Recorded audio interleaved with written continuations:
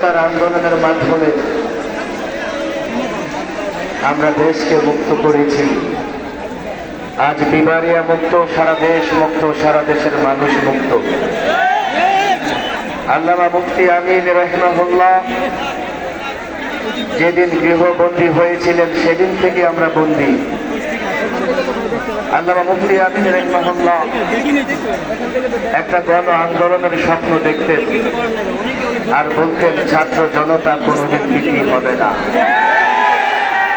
সেই ছাত্র জনতা দেশের জনগণ, দেশের মাটিকে আন্দোলন সংগ্রামের মাধ্যমে মুক্ত করেছে।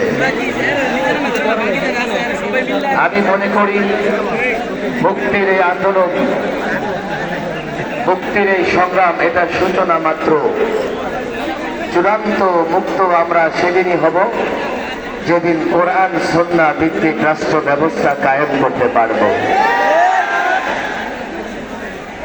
এই মুক্তি সংগ্রামের মাধ্যমে যে বিজয় আমাদের এসছে, এই বিজয়কে কেন্দ্র করে আমাদের চাওয়া হচ্ছে এমন একটা বাংলাদেশ যেখানে জুলুম নির্যাতন থাকবে না। সাম্যের বাংলাদেশ আমরা চাই। আমরা এমন একটা বাংলাদেশ চাই যেখানে সাম্প্রদায়িক সম্প্রীতি থাকবে, ধর্মে ধর্মে কোনো মারামারি থাকবে না। আমরা এমন একটা বাংলাদেশ চাই যেখানে দুর্নীতি থাকবে না। আমরা এমন একটা বাংলাদেশ চাই যেখান থেকে অর্থ পাচার হবে না। ফ্যাসিস্ট হাসিনা সরকারের আমলে কোটি কোটি টাকা বাংলাদেশ থেকে পাচার হয়ে গিয়েছে।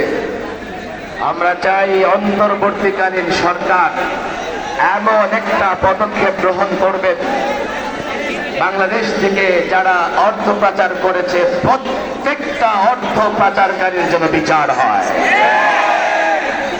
আমরা চাই দেশে সাম্প্রদায়িক দাঙ্গা যেন না লাগে। সাম্প্রদায়িক সম্প্রীতির বাংলাদেশ ইসলাম ও সাম্প্রদায়িক সম্প্রীতির কথা বলে। আমরা দেখেছি বিগত আওয়ামী সরকার মুখে তো বলেছে সংখ্যালঘুদের পক্ষে, কিন্তু বাংলাদেশের যতগুলো জায়গায় সংখ্যালঘুদের উপর আক্রমণ হয়েছে এর জন্য আওয়ামী লীগ দায়ী, যুবলীগ দায়ী, ছাত্রলীগ দায়ী, আওয়ামী সরকার দায়ী।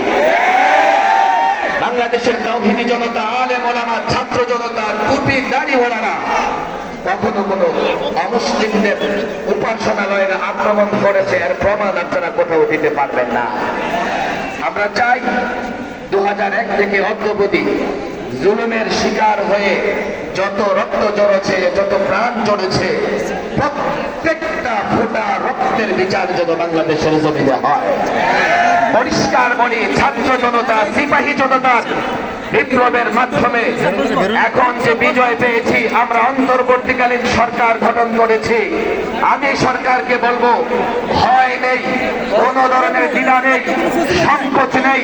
প্রত্যেকটা জালেমকে ধরে ধরে আজকে জালেম গোষ্ঠী নদীতে পাওয়া যাচ্ছে, ভরতে পাওয়া যাচ্ছে। রক্ত থেকে হাসিনার আমলে যারা জনগণের জানমাল নিয়ে ছিনিমিনি খেলেছে, রক্ত জড়িয়েছে, বিবারিয়া থেকে যশোর পর্যন্ত, হাটাজারি থেকে ঢাকা পর্যন্ত যারা রক্ত জড়িয়েছে, প্রত্যেক জালেম, প্রত্যেক খুনিকে ধরে বিচারের কাঠগড়ায় দাঁড় করাতে হবে। নেতৃবৃন্দ আছেন, বক্তব্য রাখবেন।